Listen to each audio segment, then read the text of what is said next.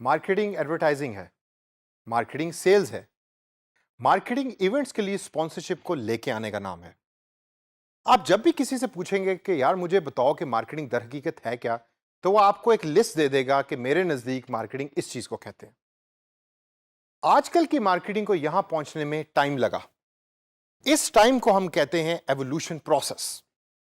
इस सेशन के अंदर मैं आपको बताऊंगा कि एवोल्यूशन ऑफ मार्केटिंग कैसे हुई।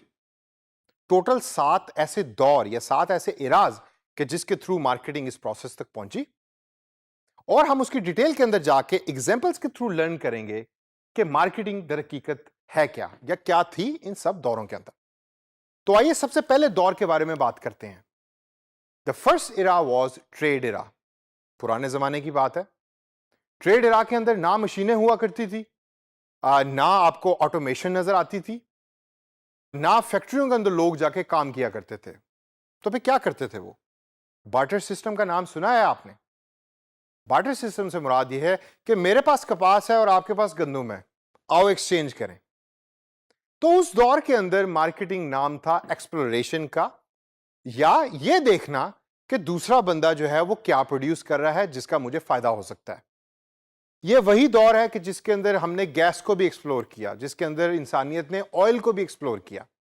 तो उस जमाने में मार्केटिंग एक्सप्लोरेशन को कहते थे। अब आता है दूसरा दौर जिसको हम कहते हैं प्रोडक्शन एरा। इसके बारे में तो आप जानते ही होंगे। यह दौर शुरू हुआ 1860 से लेकर 1910 तक। इसके अंदर फैक्ट्रीज लगी, मशीन्स लगी, लोग फैक्ट्री जाना शुरू हुए। हम अक्सर देखते हैं कि लोग फैक्ट्री में जाकर चिप्स के रैपर्स को पैक कर रहे हैं। यह इसी दौर में हुआ या इस दौर में शुरू हुआ। तो मार्केटिंग का फोकस फिर क्या था प्रोडक्शन एरा में?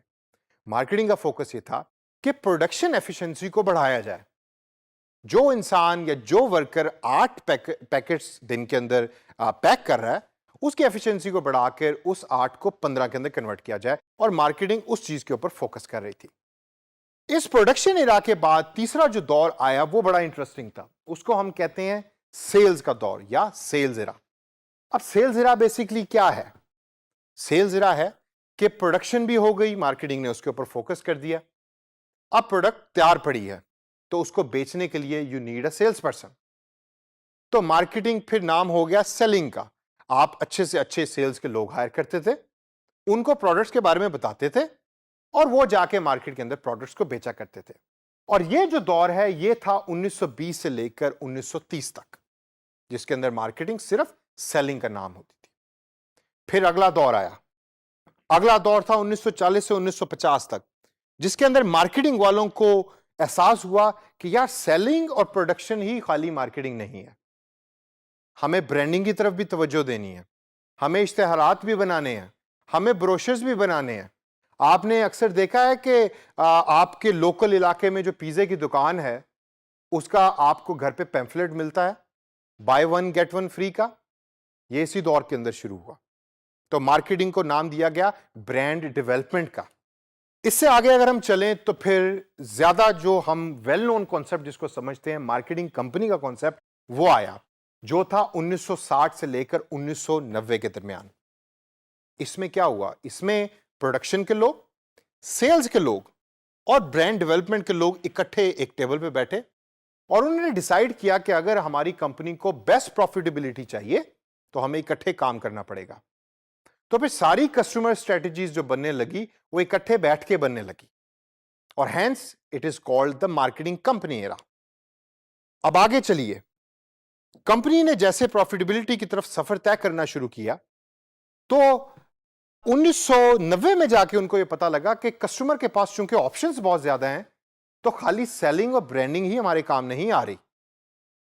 तो भाई अगर ब्रांडिंग और सेलिंग काम नहीं आ रही तो फिर then what is the answer?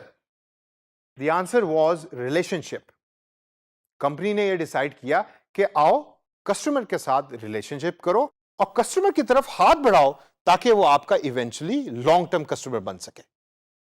That is called the relationship era. और फिर दौर आया मेरे और आपकी तरह के जवान लोगों का, जिसको हम कहते हैं सोशल मीडिया मार्केटिंग एरा। ये सोशल मीडिया मार्केटिंग एरा क्या है? ये वही एरा है कि जिसके अंदर मैं और आप इस टाइम सांस ले रहे हैं। 2010 से ऑनवर्ड जब डिजिटल टेक्नोलॉजीज आम हुई तो कंपनीज ने यह देखा कि रिलेशनशिप हमें अब डिजिटाइजेशन की तरफ करना चाहिए, यानी कि कस्टमर ज्यादातर अवेलेबल डिजिटल टेक्नोलॉजीज के ऊपर है, सोशल मीडिया, फेसबुक के ऊपर। आप अगर अपनी एग्जांपल देखें तो आप ज्यादातर दिन का टाइम फेसबुक पे गुजार रहे हैं या यूट्यूब पे गुजार रहे हैं। तो कंपनीज ने ये डिसाइड किया कि चलो फेसबुक पे या यूट्यूब के ऊपर जाकर एडवर्टाइजमेंट करो और कस्टमर के साथ रिलेशनशिप बनाओ, जिसके थ्रू हमारी प्रॉफिटेबिलिटी जो है वो इंक्रीज होगी। इन सब दौरों से गुजर के मार्केटिंग अपने एवोल्यूशन प्रोसेस को कंप्लीट करता है। लेकिन इसके बाद मार्केटिंग क्या प्रोवाइड कर रहा है कंपनीज को?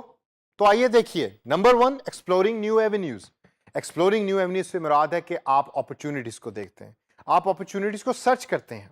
सेकंड नंबर पे ऑप्टिमाइजिंग प्रोडक्शन। प्रोडक्शन की एफिशिएंसी को बेहतर करने के लिए मार्केटिंग अपना किरदार अदा कर रहा है। थर्ड नंबर के ऊपर है क्रिएटिंग एंड एडवर्टाइजिंग ब्रांड। मतलब आप ब्रांड के कलर्स को डिसाइड कर रहे हैं, ब्रांड के थीम को डिसाइड कर रहे हैं, ताकि कस्टमर आपके ब्रांड को अपने जहन के अंदर रख सके। चौथे नंबर पे है हमारे पास making company wide efforts interesting, यानी कि पूरी कंपनी को एक गोल के लिए काम करना है, जिसके अंदर मार्केटिंग बहुत ही इंपॉर्टेंट रोल प्ले कर रहा है। अगर आप शहद बनाने वाली कंपनी है और आपकी टैगलाइन है कि हमारा शहद सबसे मीठा है, तो आपका सेल्स का बंदा भी मीठा होना चाहिए, वरना सेल्स का बंदा तो कड़वा है और शहद मीठा है तो आप कस्टमर कभी भी जीत नहीं सकते। पांचवें नंबर पे हमारे पास है क्रिएटिंग कस्टमर रिलेशनशिप। सबसे इंपॉर्टेंट, आपने अगर कस्टमर का रिलेशनशिप विन कर लिया तो सारी जिंदगी कस्टमर कभी कहीं भागने नहीं लगा। और last but not the least, involving communities. Involve करके इंप्रूव करना। कम्युनिटीज से क्या मुराद है? मेरी और आपकी तरह के लोग। जब आपने रिलेशनशिप कस्टमर के साथ बिल्ड कर दिया तो वो कस्टमर अगले बंदे को बताएगा, तो एक कम्युनिटी बन जाएगी आपकी कंपनी के इर्द गिर्द।